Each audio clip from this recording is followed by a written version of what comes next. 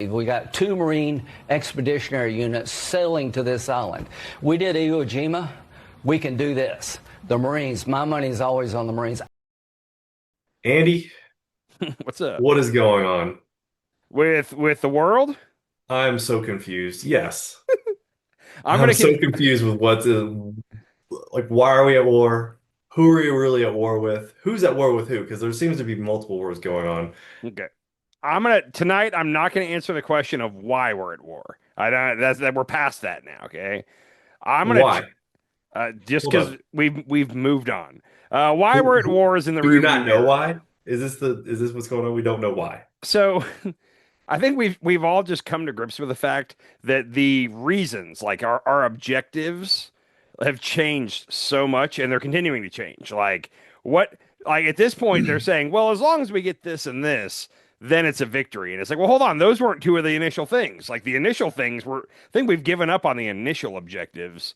So I've got a little bit of that for you tonight. But overall, the reasons why we're not going to cover. What I'm going to try to do is I'm going to try to cover the last 4 days of what I think is happening, and I have no clue because let me say this real quick. In any other time period in my lifetime, if Iran is saying one thing and another country is saying something else, I definitely don't believe Iran. Whoever the other country is, I believe them because Iran, you can't really trust. Now we're faced with, do you believe Iran or do you believe Trump? And I'm like, like I don't know. Like Okay. we have a buddy back in the day, goes by the name G, that was just like a pathological liar. And I feel like it's two of him arguing with it. It's like I can't trust either of you guys. Like that's where we're at with this right now. So anyhow, Well, Iran doesn't even have a real leader right now. they don't, but they've got a couple of like spokespeople that are talking. Like the head of the IRGC has been talking, and the speaker of their parliament's been talking. He's going to come up here in a little bit. But real quick, before we even get to Iran, I do want to cover one quick thing. There was another special election tonight. So far, Democrats have been whooping ass in the special elections throughout all of 2025, and I think tonight might have been our first ones of 2026. Hmm. Um, there were two in Florida. One was for a House seat, and the other one was for a state Senate seat.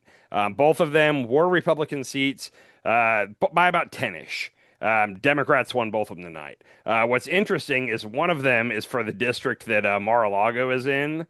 So Trump's Mar-a-Lago's representative in the U.S. Congress now is a woman by the name of Emily Gregory. Um, Trump won by 11 points in 2024. She won by 3 tonight. So 14-point swing in the Mar-a-Lago district, which you would think that's like a ritzy Republican area of Florida. I don't know that for sure. I'm just guessing. Maybe it's not, Hmm. but it seems like it would be. Yeah. So we have that. And then also, just for shits and giggles, right now the Supreme Court is hearing arguments about mail-in voting. It looks like they're poised to do away with mail-in voting in the U.S. That's the way they seem to be. It's going to be party line. It's going to be 6-3, no more mail-in voting. I don't know if I don't know if that'll fly, but that's what it seems like. But That sucks. That is the yeah, worst. Mail-in voting is so nice and so easy. I've never done it, You mean but I gotta? This is horrible because, like, okay, I would be fine with that if they made it a national voting day. Everybody gets a paid day off. Go and vote. which Do your civic duty. Go and vote. But they're just trying to push people away from voting. They're trying to get people who actually have jobs not to vote. Well, I can't remember what. I think maybe it's President's Day. There's a certain holiday that's I think it's President's Day, and it's in like February, and like it doesn't need Hmm. to be. Like we could easily make President's Day in November and make that on Election Day, and Election Day is also Sure. President's Day. Boom. We don't even have to add a new holiday to the calendar. Like just I like it. anyhow. Um, what's funny about this though, real quick, this was in the Washington Post headline here. President Trump, who is in the midst of pressuring senators to curb the use of mail-in voting, voted by mail in Tuesday's special election in Palm Beach County. So, so Trump, He can't even. yeah, Hasn't didn't he vote in did mail-in voting like every year for the last 10 years or something I like think that? so. What's funny is there was somebody, and I think it was a local reporter that was doing like a man on the street, and they were going up to people and being like, "Hey, what do you think of mail-in voting?" And they were all Trump people, and they were like, "Oh, mail-in voting is cheating and this and that." And then the next question was, "Did you know that Trump voted by mail in this election?" And they were all like, what? Like they were pissed almost. Like it was kind of funny, like to watch their confusion and anger. So anyhow, just wanted to get that out of the Interesting. way. Um, this is going to get confusing and like I can't make it any simpler, but I'm going to try to run through what's happened since we last recorded till now when it comes to Iran. Okay. First of all, somebody tweeted this out. I can't remember who at this point, but this was all Friday between 12:03 p.m. and 12:42 p.m. So in a 39-minute window. Part of this was Trump standing in front of the chopper talking to the press, and then as soon as he walked away and got on the chopper, he started tweeting up a storm. So here's a quick timeline of 39 minutes on Friday. Bear with me. At Okay. 12:03 p.m., President Trump told reporters he wanted a ceasefire with Iran. At 12:05, he declared victory. At 12:07, he announced he was sending the Marines. At 12:08, he said no boots on the ground. At 12:11, at 12:11, he said he did not want a ceasefire. 8 minutes after he said he wanted a ceasefire. At 12:16, he declared victory again. At 12:17, he asked for a ceasefire. At 12:23, he told NATO they were being cowards. At 12:29, now this is when he's in the chopper. At 12:29, he said Iran was begging for a ceasefire. At 12:31, he said everything was perfect.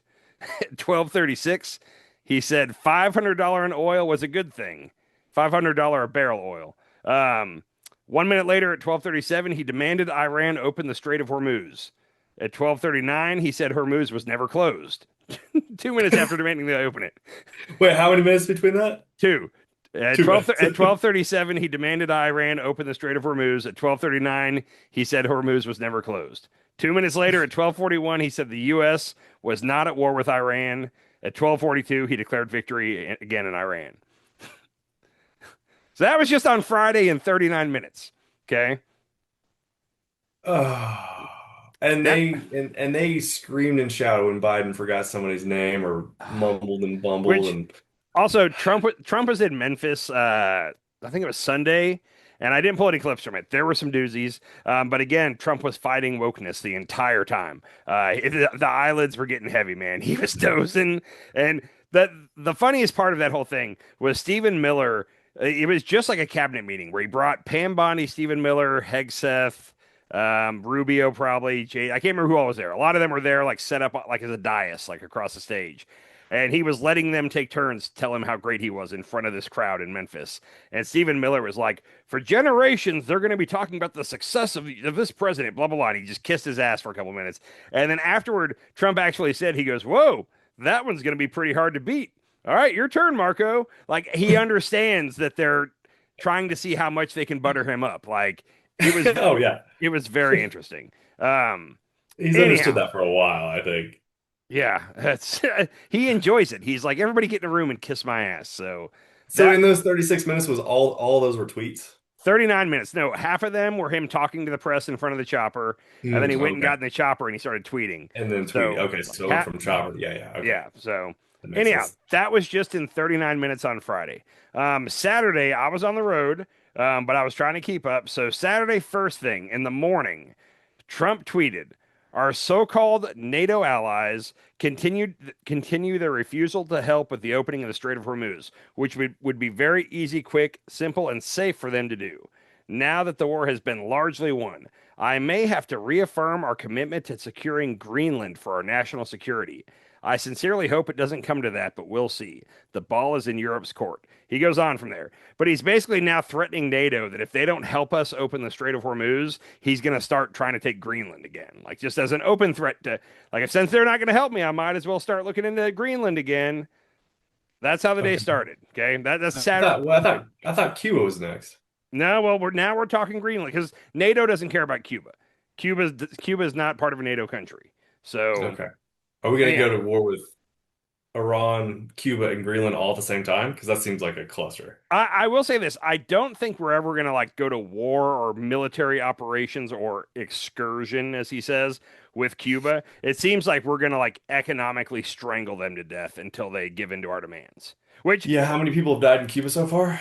I'm not sure how many, but I sent it to you earlier. I don't know if you saw it, but Ryan Grimm with Breaking Points and Drop Site went to Cuba for like 4 days. He just got back, and he was on Newsmax, which Newsmax is like further to the right than Fox News. And he was battling with their anchor, and he was basically pointing out like we're the bad guys, like we're killing people, old people and babies are dying in Cuba right now because of us. And the anchor kept trying to be like, well.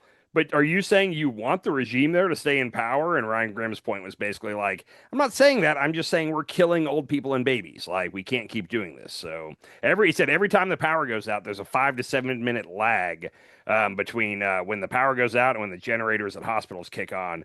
So nurses and doctors have to go rushing into infants and old people that are on ventilators and start like hand pumping to keep them breathing for that 5 to 7 minutes.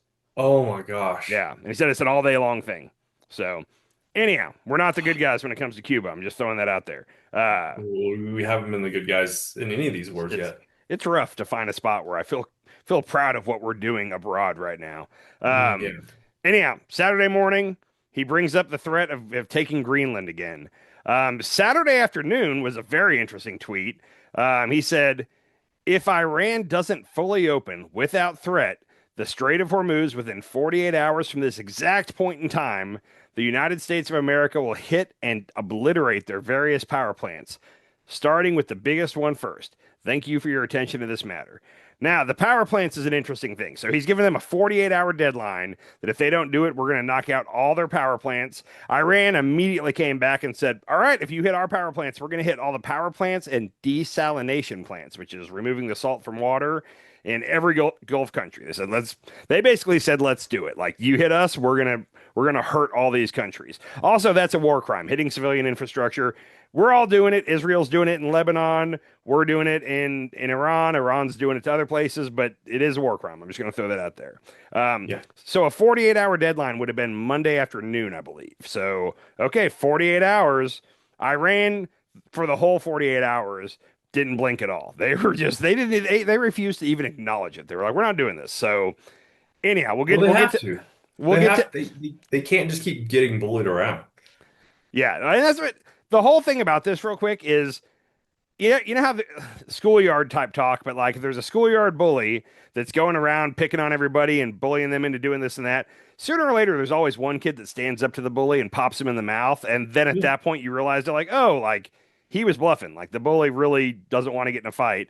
And Iran is kind of doing that right now with Trump. Like, he tried to, and he's still trying. We're going to go into where we're at now. But I feel like that's what we're witnessing right now is like Trump was trying to bluff that we were going to go all out war with Iran. And Iran never gave in. And he got stuck in a point where he was like, well, I've said all this. Now I kind of have to do it. I think that's where he got, and I think he's continuing to dig into that hole. But we're gonna get there in a second. Anyhow, Saturday morning Greenland, Saturday afternoon 48-hour deadline, and then randomly Saturday night for some reason he tweeted out, "Now with the death of Iran, the greatest enemy America has is the radical left, highly incompetent Democratic Party. Thank you for your attention to this matter." So kind of declaring victory on Iran there and saying, now we're setting our sights on the Democrats, the greatest enemy America has. So just throwing that out there. You're next, buddy. Yeah. I'm an independent. You're next. I'm an independent. I'm registered independent. Okay. You sound awful lefty to me. So he's threatening 48 hours. We're going balls to the wall on them if they don't open the strait. Lindsey Graham, I love to pull clips of him when I can. Did you see the clips of him on the Sunday morning shows? I've seen several clips of him recently. Okay. He was a nightmare. What is he? Lady G? Lady G. He loves war. Like, he just loves to attack people. It's so weird that, like, he gets happy. Like, you can see he's truly excited when we're attacking people. And if we don't attack somebody, he's really sad about it. Here's Lindsey. Let's just see what Lindsey thinks we ought to do going forward here. Oh, God. Here's what I tell President Trump. Keep it up for a few more weeks. Take Carg Island, where all of the resources they have to produce oil. Control that island. Let this regime die on a vine. Is this going to, though, take Karg Island? Is it going to involve U.S. troops on the ground? Let me just read you something from The Atlantic. Does an assessment on that. They say U.S. troops may well take Karg Island. We believe their ability to do so, but only to endure ballistic missile strikes, drone attacks, petrochemical smoke, all without a reliable means of obtaining logistical support. The result could be a grinding war of attrition. They talk about how far away they would be from resupply. I'm sort of tired of all this armchair quarterbacking. This has been an amazing military operation. God bless the fallen. But it's a difference when we talk about troops on the ground. I trust the Marines, not that guy. I trust DOD. We got 2 Marine expeditionary units sailing to this island. We did Iwo Jima. We can do this. The Marines, my money is always on the Marines. I don't know if you take the island or you blockade the island, but I know this. The day we control that island, this regime, this terrorist regime, has been weakened. It will die on a vine. And here's what I want to do. I want to get with Chris. I want to sprint to peace. As the war winds down, I want peace to ramp up. I got a great idea. Okay, let's hear it. Let's take Lindsey Graham. Let's give him a flak jacket and an AR. Let's even give him a tank. And we'll just drop him in the middle of the little island, let him do whatever he wants because he seems like he's ready to go. Dude, he would die so happy. He would die with a smile on his face. Invading Iran, that would be the best way for him to go. God bless the forgiven or the fallen is what he said. Oh, God. So several things out there. He compared taking Karg Island to Iwo Jima. Like, for anybody that doesn't know history, like, okay, I was going to say Iwo Jima is not something to hold up as a success story. I mean, the Marines that took Iwo Jima overcame ridiculous odds to do it. They also took ridiculous casualties. I want to say 70,000 Marines is what we used to take Iwo Jima. The island was only like 8 miles long. Like, it's not a big island. 70,000 Marines. I think it was 7 or 8,000 got killed and like 20,000 injured. Like, it was a bloody... After Iwo Jima, that's when we decided we just need to nuke the mainland because we realized trying to invade the main island was going to be just as hard, if not worse. And the people back home were not happy with the casualties we took on Iwo Jima. And that's when everybody was like, we're going to lose so many Marines trying to take Japan. Let's just nuke them. So that's why you don't compare anything that you want us to do to Iwo Jima. Iwo Jima. Iwo Jima is not a positive memory for Marines. Like, it was a somber thing. Secondly, there's a lot of Republicans that are talking about taking Karg Island. Karg Island is not a big island. It's right off the coast of Iran in the Persian Gulf, and apparently it's where all their oil leaves from. Like, the oil gets pumped through a pipe it's right off the coast. It's not very far, but the oil gets pumped through a pipe underwater to this island where there's some big oil tanks, I guess, and that's where ships come and fuel up and go. If we took that, it would be to choke off their oil supply, which, yeah, that would hurt them. But Trump seems to be way more concerned right now with the price of oil. So concerned that just the other day, Trump and Bissent undid all the sanctions on Iran. All Iran, if you wonder what does Iran want during the negotiations, they want the sanctions removed. That's their biggest ask. And we just did that. And this article here says... Trump and Bissent support sanctions relief that could give the country a $14 billion windfall, okay? So we're letting them make $14 billion in the name of keeping oil prices in around the globe cheap.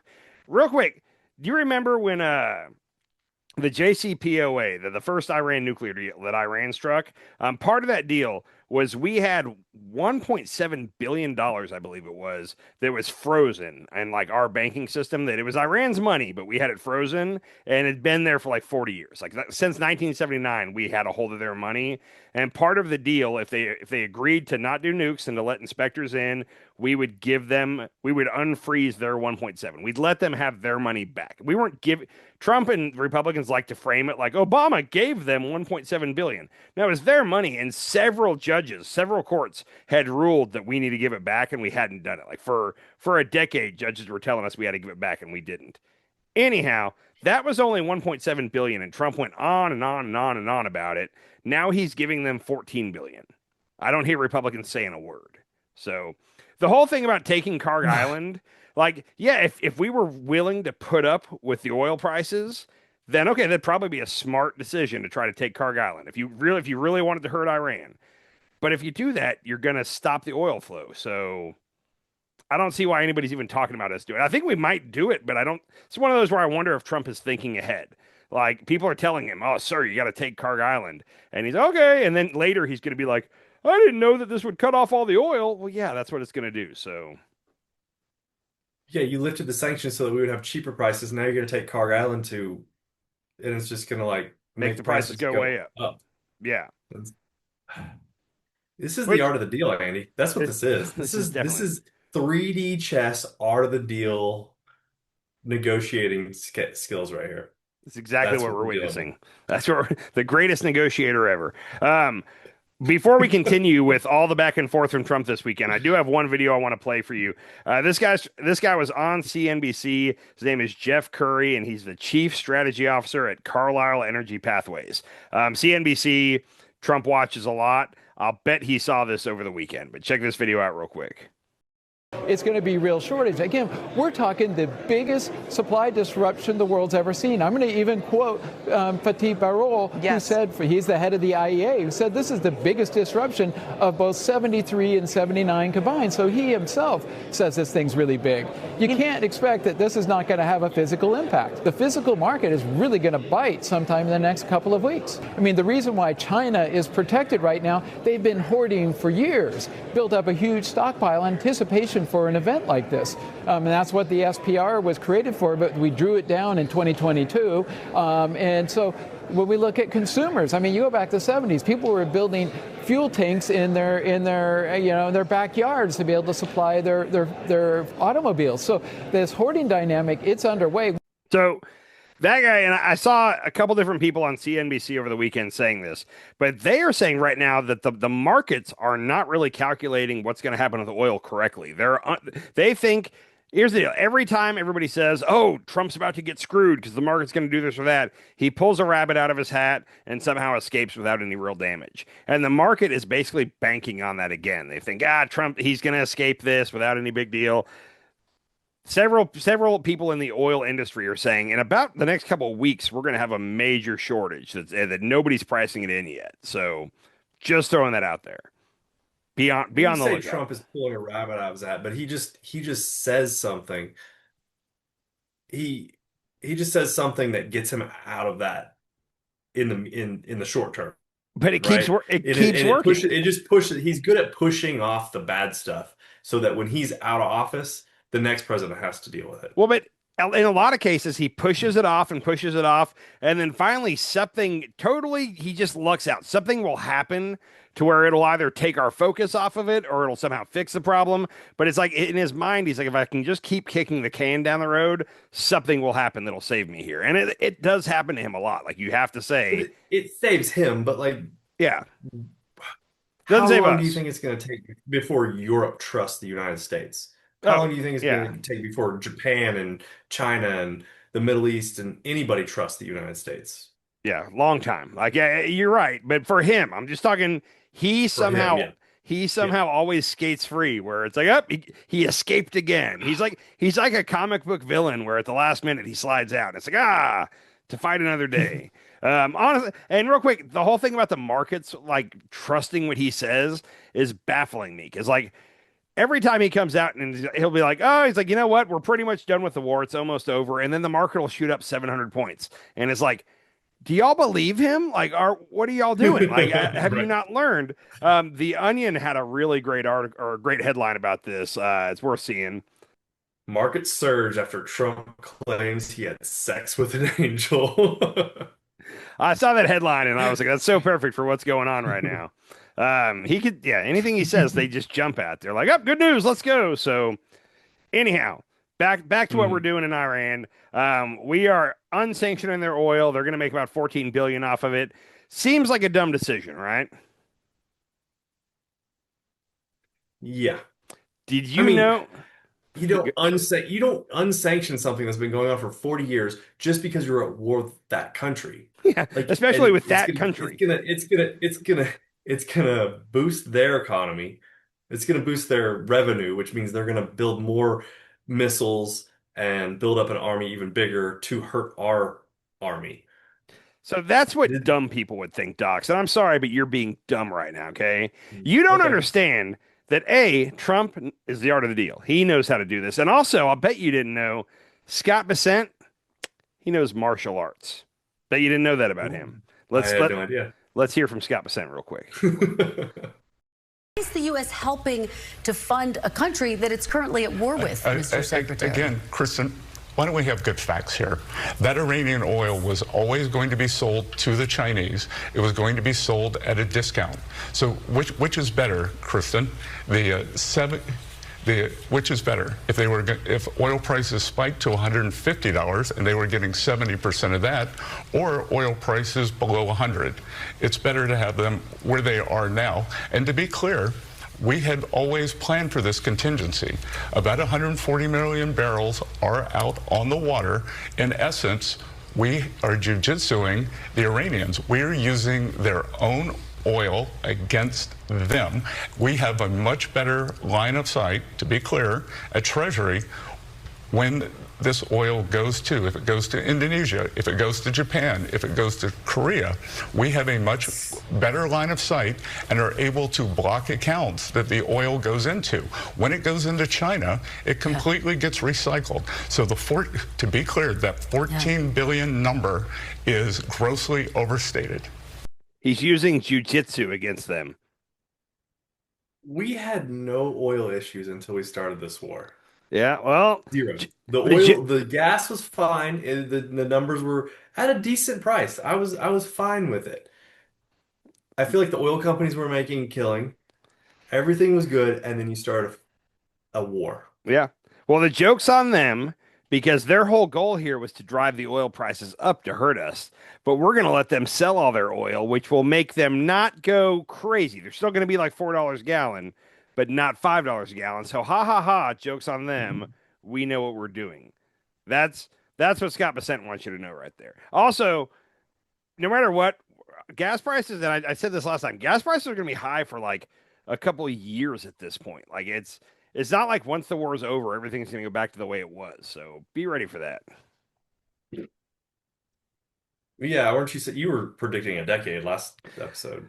People were saying it's not going to be back to normal for a decade. Now, gas prices will get low again, not where they were. Not for me, they were in the 230s. I don't think we're hitting that for a while. So, anyhow, that was Sunday morning. We heard from Lindsey Graham. We heard from Scott Bessent. We're still under a 48-hour window, okay? Monday, a couple key things happening. Monday, Trump woke up. The futures were looking terrible. We were at like 45.5 on the Dow, and it was looking like it was going to drop another 700 or 800 points, plus the bond yield market, which I don't fully understand. But remember when Liberation Day happened, the thing that made Trump initially put a pause on it and delay it was the bond market went bad. And apparently that's scary for him. That started happening again. So we got a Trump tweet bright and early on Monday morning. I am pleased to report that the United States of America and the country of Iran have had over the last 2 days very good and productive conversations regarding a complete and total resolution of our hostilities in the Middle East. Based on the tenor and tone of these in-depth, detailed, and constructive conversations, which will continue through the week, I have instructed the Department of War to postpone any and all military strikes against Iranian power plants and energy infrastructure for a 5-day period, subject to the success of the ongoing meetings and discussions. Thank you very much.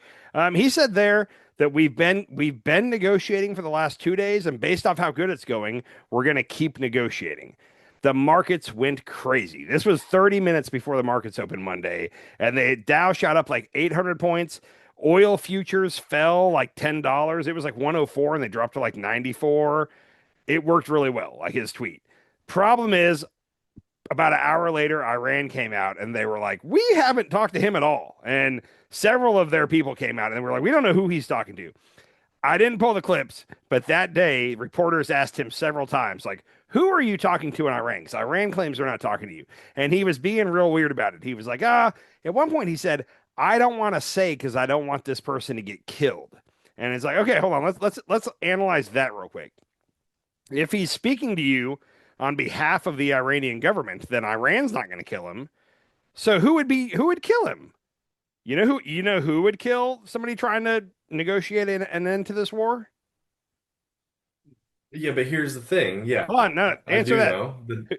Who is it? The Dark Force. Yep, the Dark Force. Yeah, Israel. Israel doesn't want this to end. But I thought we were in cahoots with the Dark Force, and so then are we going behind Israel's back to negotiate a peace deal with Iran? So, and is Israel mad? There's been reports, and I don't know how you can trust anything, so but there's been reports every time Trump says, like, oh, we're just about to end the war. Apparently, Israel, specifically Bibi, calls up and is like, what? Hold on, wait, we're not ending, are we? And like talks him back in to keep going. Like, so Bibi's he's very suspicious that Trump's going to try to like strike a peace deal without consulting with Bibi. And I think Lindsey Graham is also probably afraid of that. So, anyhow. Monday, he is the FIFA Peace Prize winner. FIFA Peace Prize. What's funny is Megyn Kelly, Tim Pool, like a lot of people that normally support him were calling him a taco on Monday.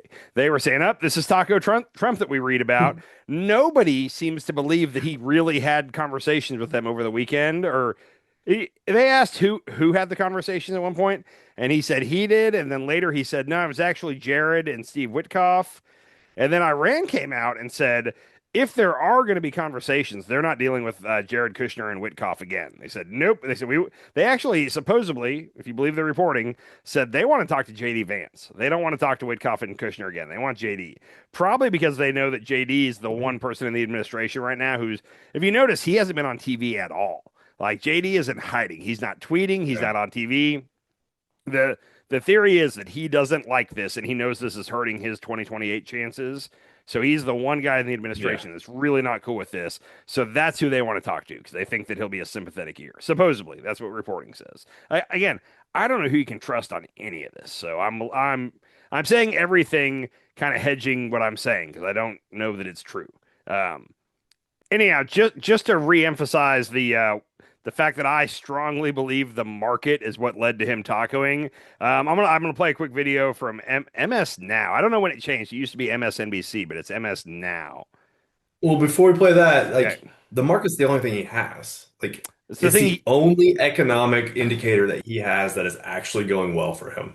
So yes, but I don't think that's the wrong framing. I think it's the only thing he cares about. I think if he cared about other things, he would keep those good too. I don't think he cares about the market's all he cares about. So for him, everything's going hunky-dory right now if the market's good. Yeah. Anyhow, here's a guy, I don't even know who this is, on MS Now. Your first chart, Trump accedes to the market. So yesterday morning, a little after, just over 24 hours ago now, he puts out that statement that we're negotiating with Iran and takes a little pressure off the markets. Yeah, so there's been a lot of speculation about why Trump did what he did. Let me give you a theory from the market's point of view, and we all know that Trump is highly responsive to the market. So the S&P was sort of tottering along most of this year, not doing terribly much. The war starts, and the S&P drops 4.3%, but it drops 3.1% just in the last week. And we all know that Trump is very sensitive to the market. But then he put out that tweet on Saturday night about increasing the bombing of energy infrastructure and utility power plants and so on. And so on Sunday night, which is when markets in Asia open our time, the Asian markets rolled over, and they were down about 3.5%. 3.5%, just to put that in Dow Jones terminology, is 1,600 points, obviously a major, major drop. So Trump wakes up in the morning, and that's what he's greeted by.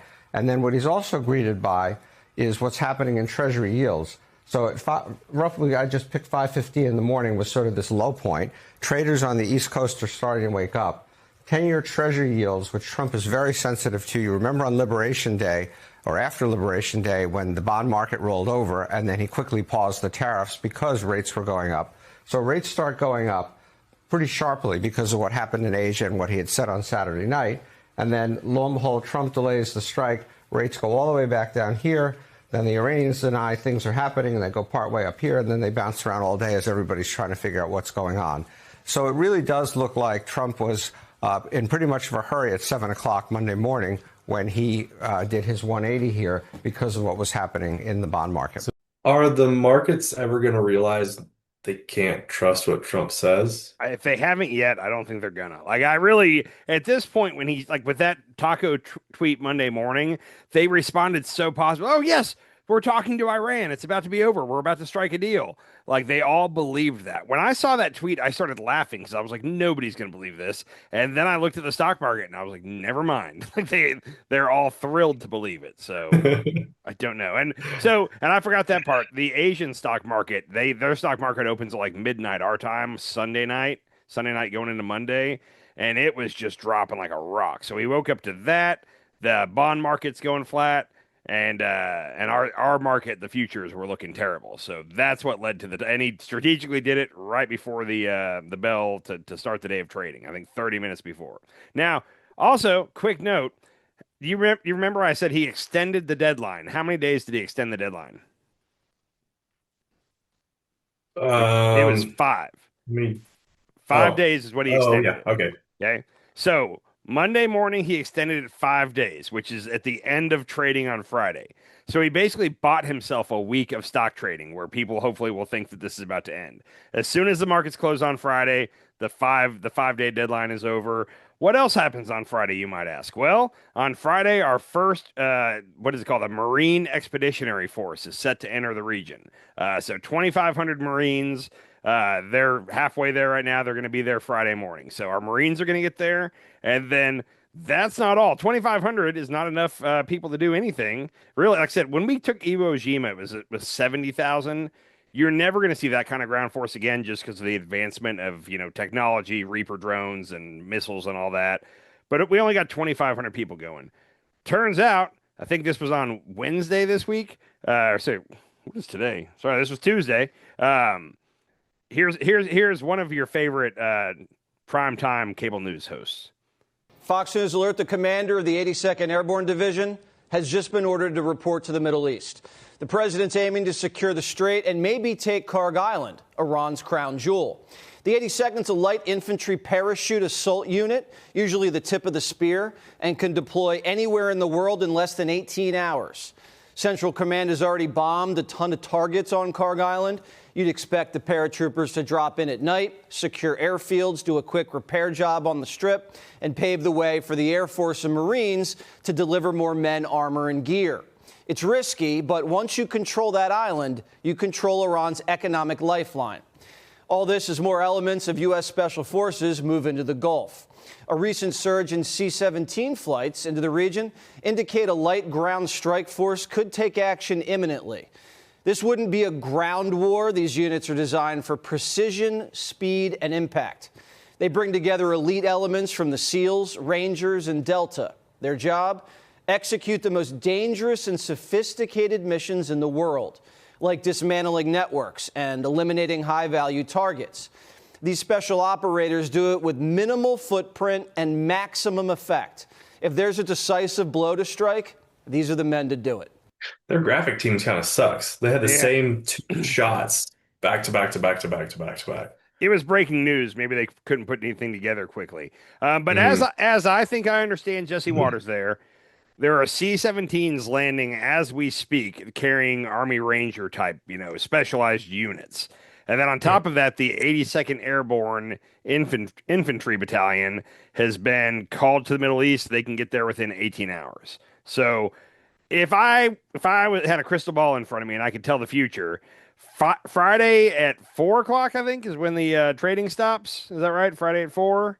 Shortly after that, Trump is going to say, well, we tried to negotiate with Iran, but they were just stringing us along, or he's going to make it seem like it was their fault. Like, we've been negotiating all week, but it didn't happen because they wouldn't meet our terms. So now we're going to do what? Who knows? Oh, you said trading. Oh, yeah. So, right. 2 o'clock my time. But what happened to no troops on the ground?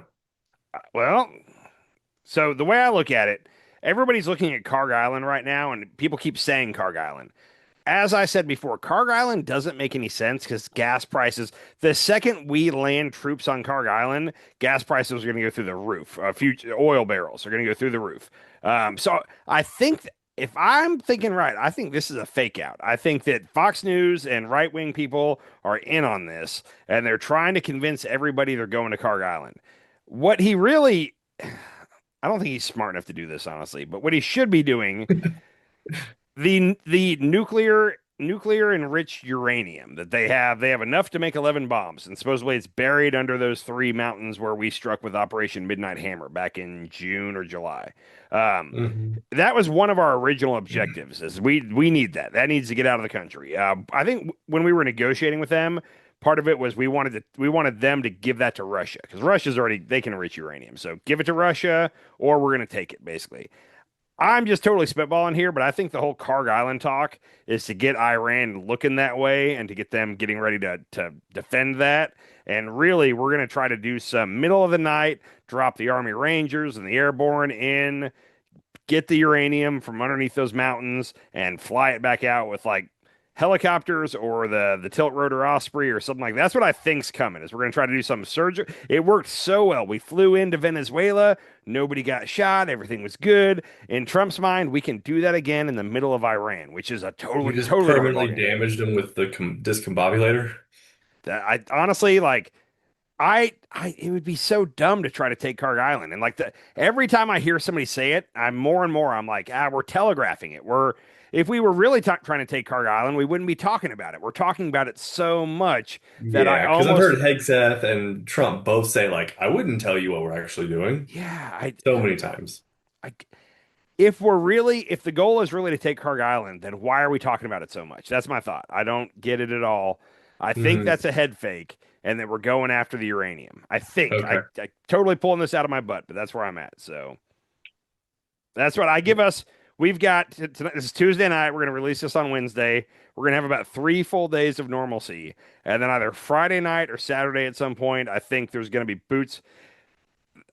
Republicans are trying to change the definition of boots on the ground too. They're saying, well, just doing like surgically putting a couple troops in there to get something, that's not boots on the ground.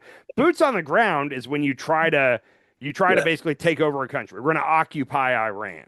That's boots on the ground is what they're saying. And it's like, no, boots on the ground mean our troops with their feet on the ground. That's what that means. Yeah. They're in Iran. But they're trying to change the definition of that right now to get in front of this. So also, if they went to Karg Island, Iran has had quite a while now to get all their ammunition lined up and aimed on Karg Island, where if we all of a sudden drop in there and try to take it over, they don't even have to use missiles. They could use artillery to hit Karg Island. And you can't intercept artillery. I don't think. Maybe I'm wrong. It's not, yeah. So, I mean, you said it's just one pipe, right? I don't know. I don't know the infrastructure of it at all. I'm just guessing. Okay. Yeah. Okay. All I know is the oil. One pipe or a series of pipes that are going from mainland to the island, and that's where they ship it out of. Yes. So, like, I mean, I would hate it if they bombed that pipe.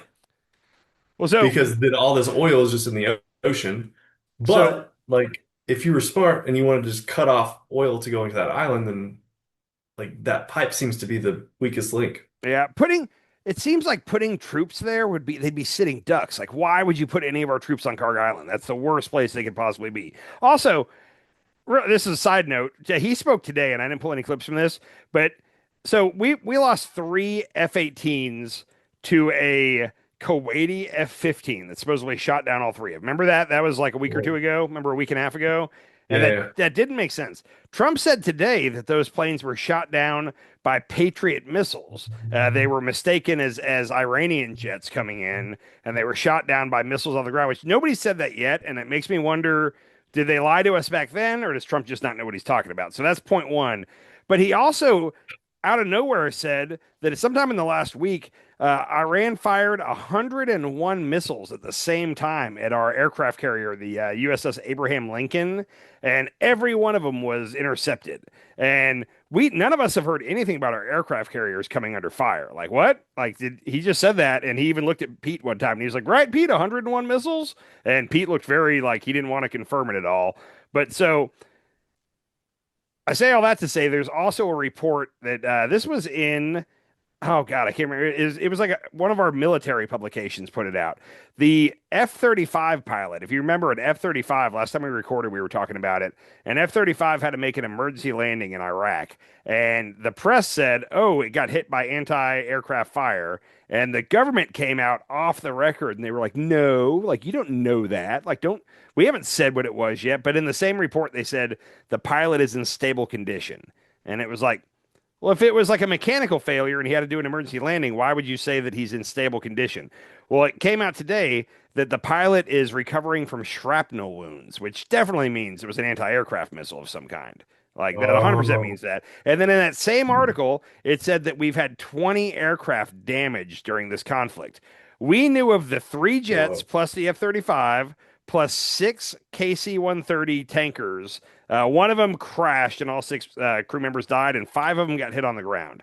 So if my math adds up right, that's 10 that we knew about. That means there's 10 other planes that have been damaged by surface-to-air missiles that they haven't told us about. What I'm getting at here is Iran's capability to do war is still somewhat intact. Like we're acting like we've totally won the war and they don't have it this or that. No, if they're still hitting our planes, like Israel, and I'm so happy. I'm not happy. Let me say this right. I'm not happy that anybody's getting hit by missiles. I'm happy that CNN and Fox News are finally showing what's happening to Tel Aviv. In the last couple of nights, they've been showing the missiles coming in. Like people are finally seeing that Tel Aviv is getting rocked, and it's been getting rocked. Anyhow, Oh my gosh. I it Trump keeps saying that Iran is out of the fight. They can't even fight back at this point. Yet we seem to still be getting hit, or Tel Aviv is getting hit by missiles, and our planes seem to somehow be getting hit. So like I feel like he's not being honest there. Call me crazy. I just don't buy it. Well, is he ever being honest? No, he very rarely. Also, I'm sorry. One more thing. In his speech today, the one where he brought up the 101 missiles getting fired at our aircraft carrier, he was like, well, like the stock market was doing good, but we had this one little country that was kind of a problem. And he turned to Pete Hegseth and he was like, Pete was the first person to speak up and say, we should take care of him. We should do it.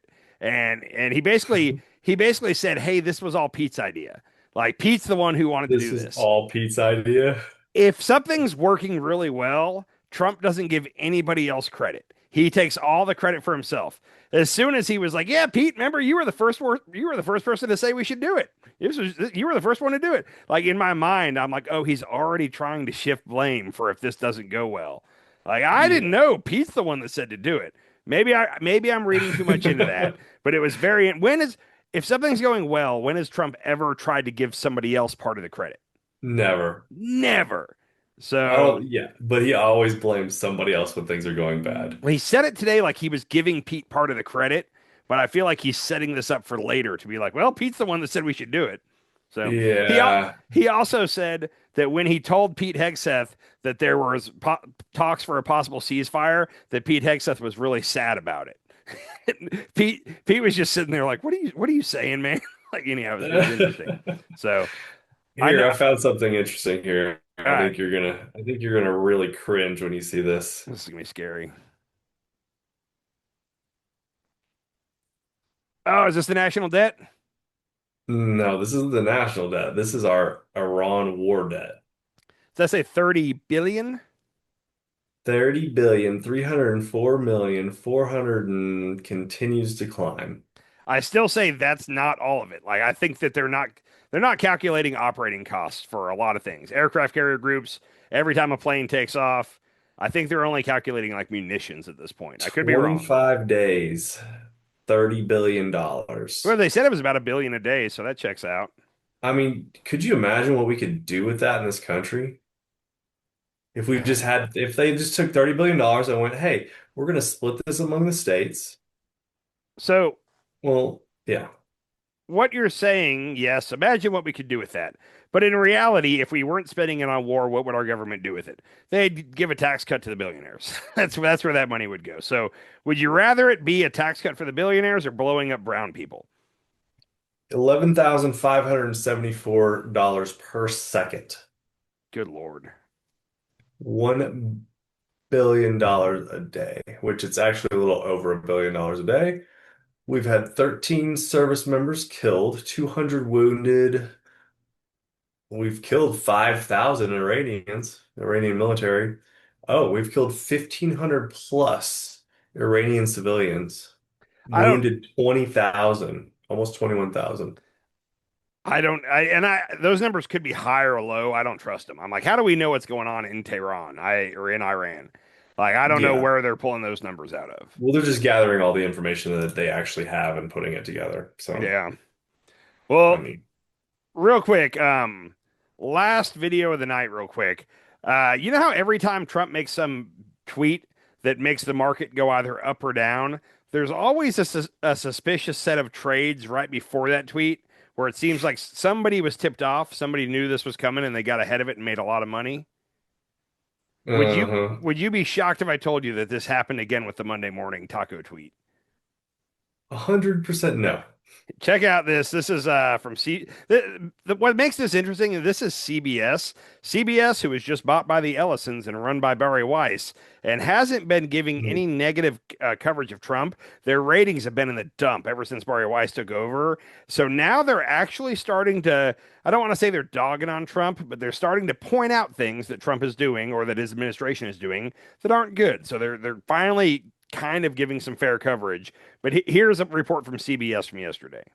Now to a mystery in the oil markets and the suspicion that some people are getting very rich by trading on inside information. In the minutes before President Trump's announcement Monday that the U.S. would postpone strikes against Iranian energy targets, traders suddenly bet hundreds of millions of dollars on oil prices falling, which is exactly what they did. To help us understand, Jill Schlesinger is here, CBS News business analyst. Jill, why does this stand out and why should people care? Well, I think the most important thing and what stands out is that we saw a surge of trading activity. So if you look at this at 649 to 651, there's this circle there. Yeah. That's a big jump up in activity. And then soon after, we see the price of oil at the top, and then it drops by 10%, literally in minutes. 15 minutes before this non-public information is out. So somebody might have known something a little too early. It does appear that way. And why we care about this is that is not considered public information, and someone seems to know it. And that's illegal, Tony. I mean, that's the issue, is that this is essentially insider trading. So is it policed? What do we do about it? The thing about insider trading is we've known about it forever. We have so many different ways to do it. It's usually triggered by this kind of trading activity, and we get an investigation. But right now, I don't think we're going to get a big investigation. The Trump administration says light on regulation, and there's not a lot of funding for folks at any of these regulatory bodies. So I think for the people at home, it kind of feels like it's not a level playing field because this looks like it is not. All right, Joe. Thank you very much. So they said something there about the funding to investigate that isn't there. What's interesting is also, and this was yesterday, Margaret A. Ryan, she was the SEC's enforcement chief. She abruptly resigned. She said she's leaving the agency just 6 months after joining it. She said apparently, and this is all being reported out, we haven't heard from her directly, but apparently she quit because she was noticing very suspicious insider trading that was tied to either family members of Trump or friends and donors of Trump. And she wanted to investigate it, and the political appointees of the SEC would not let her investigate it. So she quit and said that's why.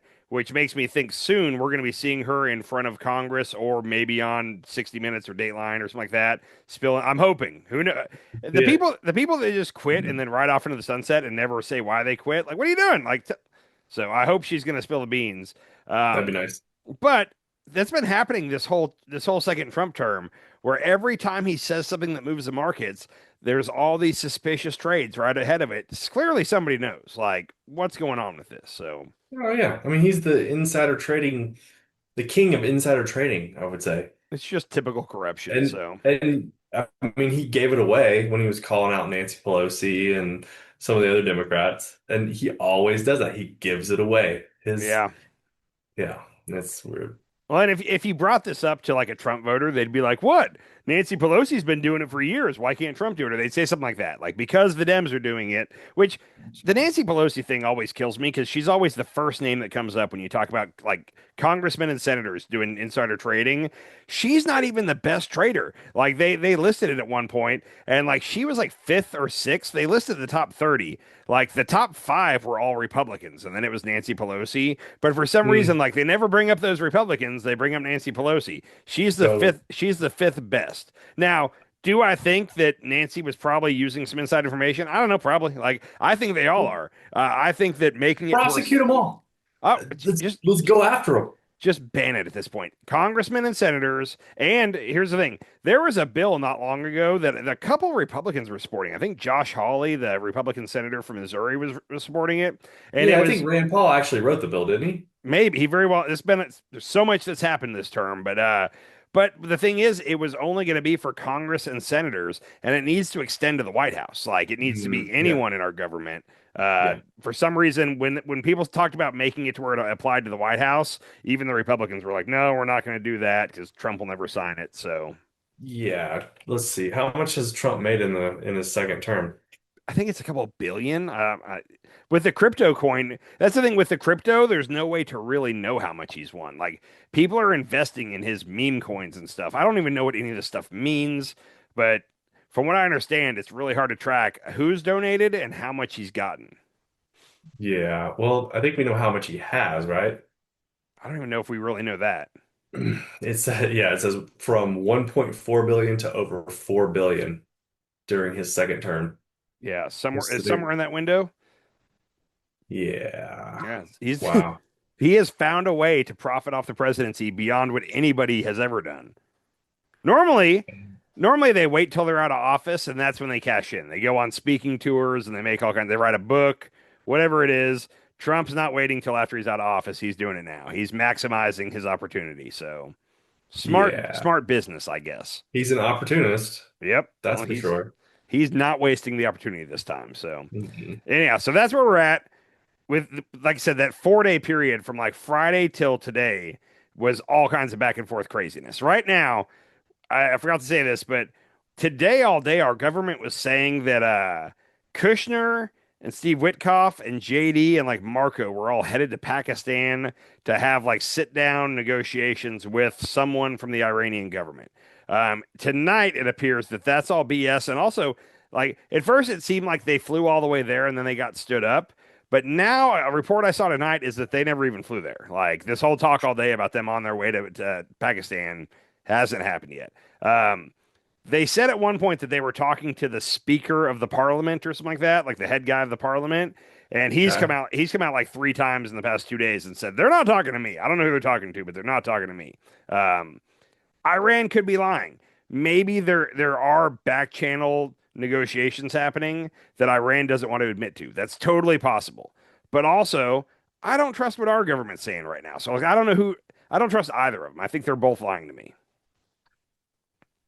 I mean, yeah. Would it be better for us to stay over in Iran or get out? Like I want us to get out of the war. But I feel like once we get out of the war, we're just going to move on to Cuba and now Greenland and whoever else. We're just going to kind of start picking on other countries. Like we just have to have some way to pick on at this point. I think we're going to be constantly messing with other countries for the rest of Trump's term. But if you take that out of the equation, that we're going to move on to somebody else.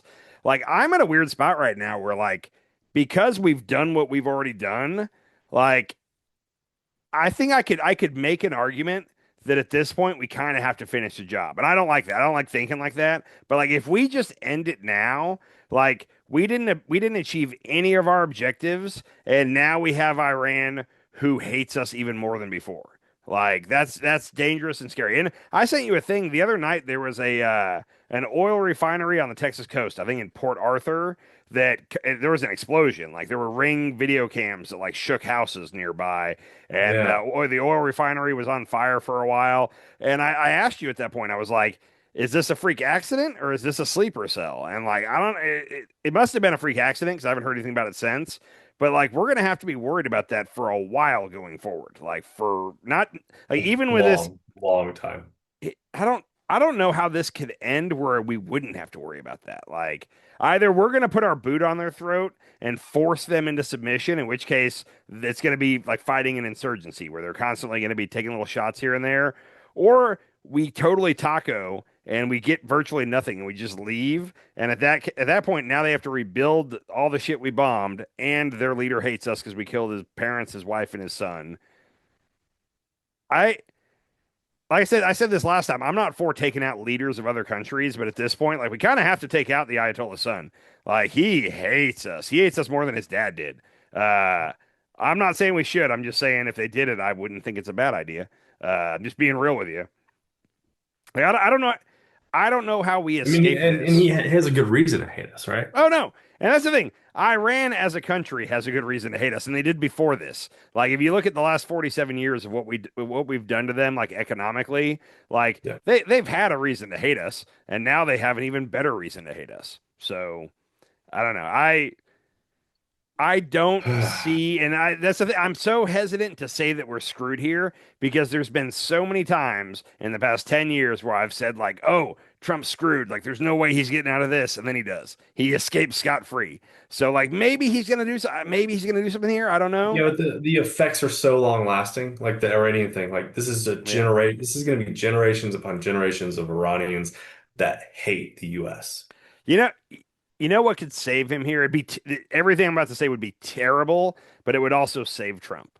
If there was an attack on the homeland, if there was a 9/11 style thing that happened that was by Iranian proxies, where it, like, galvanized the nation. Remember after 9/11, the American flags everywhere and all that? Like, if something happened that was so horrific here that we all were like, you got to go finish the job in Iran. And then he went and did it, and he was the hero because he avenged what happened to us. That's like the one thing that might save him. I don't think it does. I think that's the only. I think people realize that he started it. I think enough people would forget at that point. I don't think so, man. Okay. And maybe I'm wrong. That's all I can think that would possibly get us out of this jam. Because for what's been floated, apparently we have told Egypt and Oman and Pakistan what we want is, I think he's got a 15-point peace plan, and there's certain things on there that they're never going to agree to. They have, and I think it was like 6 or 7 points, but they have a 6 or 7 point, like, demands that they want to end the war, and it's stuff they want reparations. They want us to pay for all the damage that we did in Iran. They want full sanctions removed. Okay, so right now, and normally in a negotiation where you start off where both sides are, there's a lot of shit that's not going to happen, but then you come together in the middle. I don't see, like, our red lines include them not having any missile program, period. And for them, this is understandable. With Israel, who would like to wipe them off the face of the earth, and for the record, they'd also like to wipe Israel off the face of the earth. It goes both ways. But with Israel, there's no way they're going to agree to not having a ballistic missile program. Like, in their mind, they need it to defend themselves against Israel. Because the second that they get rid of all their missiles, in their mind, that's when Israel's going to bomb them back to the Stone Age. So there's no way they're doing that. Yeah, that's probably true, right? Yeah, I can't disagree with you there. So, hey, what do you think of all the stuff about Bibi supposedly not being alive? Have you seen all that? Oh, I did see something about that the other day. So I think he's definitely alive, but I think Israel has been using, like, filters on him, because there are some of the videos they've put out of him where it does look like it could be AI. But I also think that they're using, like, an Instagram filter, or, like, TikTok filter, whatever it is. That's AI too. Yeah, okay. So I think, but there's one, and even Joe Rogan was playing it the other day, where, like, he's holding a cup of coffee, and at one point he tilts the cup of coffee, like, to the side a bit, but the coffee doesn't spill. And they're like, see, that's definitely AI. But, like, that's one of those where it's like, okay, if Bibi did get killed in a blast, because I think I heard the other day that Bibi's brother got killed in a blast the other day. I don't know if that's true. I heard that somewhere, and I don't know if that's true. But, like, say that Bibi got killed in a blast, what would Iran have to gain? Not Iran. What would Israel have to gain by lying to us about it and not telling us that? Like, that would galvanize all of Israel behind the war. Like, you would think they'd use that.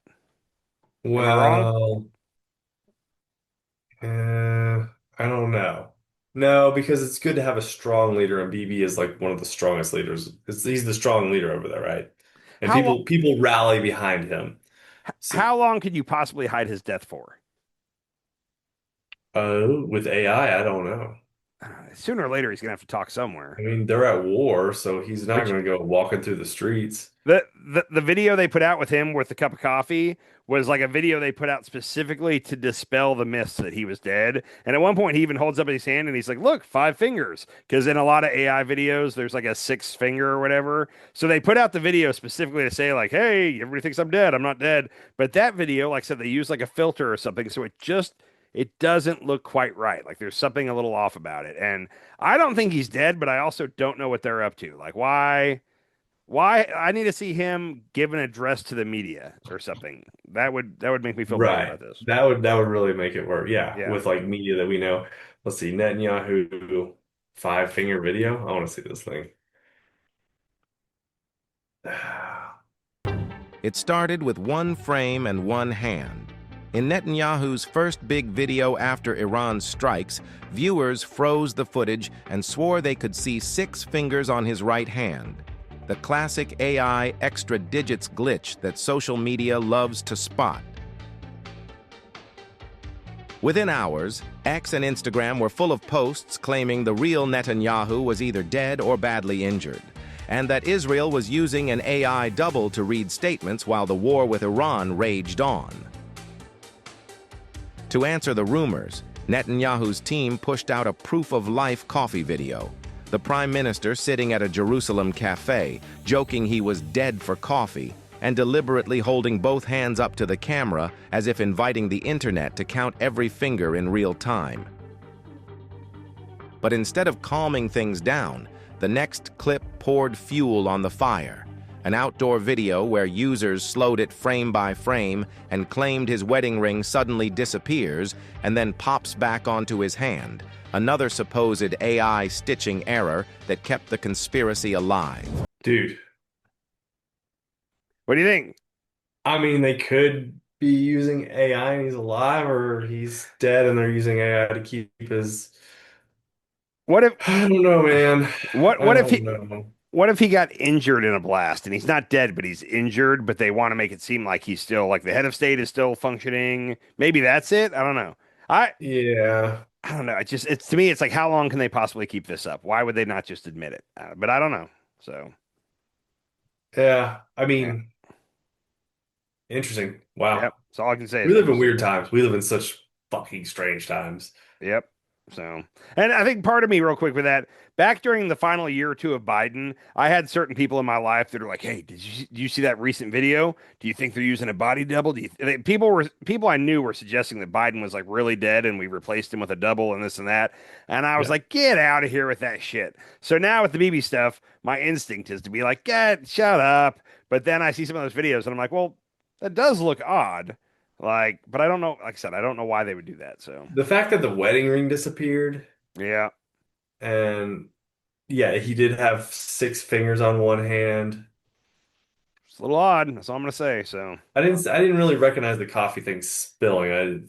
There was one part where he kind of leans the cup, but the coffee stays flat in it. So yeah. Anyhow, all right, we got to get out of here. My prediction is that Friday evening or Saturday morning, something's going to pop off over there with troops, which means we're going to end up recording Friday night. And then right after we get done recording, something's going to happen that's going to make our whole video useless.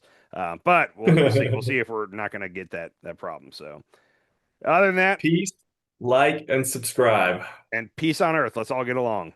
Peace on earth and mercy mile. Mercy what? Mercy mile?